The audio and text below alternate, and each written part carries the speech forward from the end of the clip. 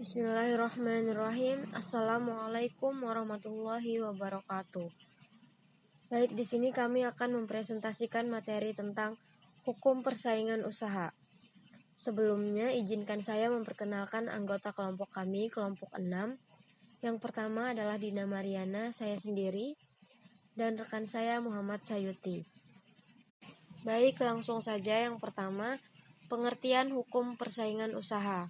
Secara umum, hukum persaingan usaha merupakan hukum yang mengatur segala sesuatu yang bersangkutan dengan persaingan usaha. Adapun istilah-istilah yang digunakan dalam bidang hukum ini, selain istilah hukum persaingan usaha atau competition law, yakni hukum anti-monopoli atau anti-monopoly law, dan hukum antitrust atau antitrust law. Namun demikian, istilah hukum persaingan usaha telah diatur dan disesuaikan dengan substansi ketentuan Undang-Undang Nomor 5 Tahun 1999 tentang larangan praktek monopoli dan persaingan usaha tidak sehat yang mencakup hukum pengaturan anti monopoli dan persaingan usaha dengan segala aspek-aspeknya yang terkait. B. Pentingnya hukum persaingan usaha. Sebuah persaingan harus mempunyai aturan, karena terkadang tidak selamanya mekanisme pasar dapat bekerja dengan baik. Adanya informasi yang asimetris dan monopoli. Di dalam pasar, biasanya ada usaha-usaha tertentu dari para pelaku usaha untuk mencegah atau menghindari timbulnya persaingan di antara mereka. Berkurangnya persaingan memungkinkan para pelaku usaha mendapat laba yang jauh lebih besar. Dengan demikian, kelahiran Undang-Undang Nomor 5 Tahun 1999 ditujukan untuk memberikan jaminan, kepastian hukum, dan juga perlindungan yang sama pada semua pelaku usaha dalam berusaha, dengan cara mencegah terjadinya praktik-praktik monopoli atau persaingan usaha yang tidak sehat lainnya diharapkan dapat menciptakan iklim usaha yang kondusif, yang mana setiap pelaku usahanya dapat bersaing secara wajar dan sehat. C. Sistematika dan isi Undang-Undang Nomor 5 Tahun 1999. Secara umum, Undang-Undang Nomor 5 Tahun 1999 mengandung 6 bagian peraturan yang terdiri atas: yang pertama, perjanjian yang dilarang; yang kedua, kegiatan yang dilarang; yang ketiga, posisi dominan; yang keempat, komisi pengawas persaingan usaha; yang kelima, penegak hukum; dan yang terakhir, ketentuan lain-lain. D. Perizinan kegiatan dan posisi dominan yang dilarang dalam hukum persaingan usaha. Jenis-jenis perjanjian yang dilarang oleh Undang-Undang Anti Monopoli diatur dalam pasal 4 sampai pasal 16 sebagai berikut. 1. Oligopoli pasal 4. 2. Penetapan harga pasal 5. 3. Diskriminasi harga dan diskon pasal 6 sampai pasal 8. 4. Pembagian wilayah pasal 9. 5. Pemboikotan pasal 10. 6. Kartel pasal 11. 7. Trust pasal 12. 8.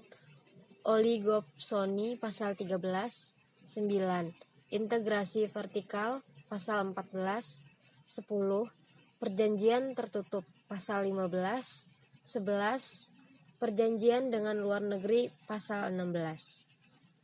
Jenis-jenis kegiatan yang dilarang menurut Undang-Undang Anti Monopoli sebagai berikut.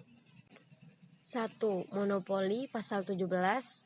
2. Monopsoni pasal 18. 3. Penguasaan pasar asal pasal 19. 4. Dumping pasal 20. 5.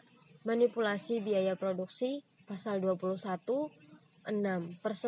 Persekongkolan pasal 22. Untuk materi yang selanjutnya akan disampaikan oleh rekan saya Muhammad Sayuti. Posisi dominan. Pada umumnya, pelaku usaha yang memiliki posisi dominan tidaklah dilarang, namun perilaku posisi dominan dapat menjadi awal terjadinya perilaku yang dilarang oleh Undang-Undang Nomor 5 Tahun 1999 untuk menentukan telah terjadi penyalahgunaan posisi dominan didasarkan pada ada atau tidaknya syarat-syarat perdagangan yang bertujuan untuk mencegah atau menghalangi konsumen memperoleh barang atau jasa yang bersaing dari segi harga maupun kualitas.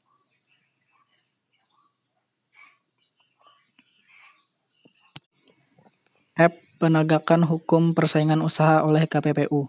Di Indonesia, esensi keberadaan Undang-Undang Nomor 5 Tahun 1999 pasti memerlukan pengawasan dalam rangka implementasinya.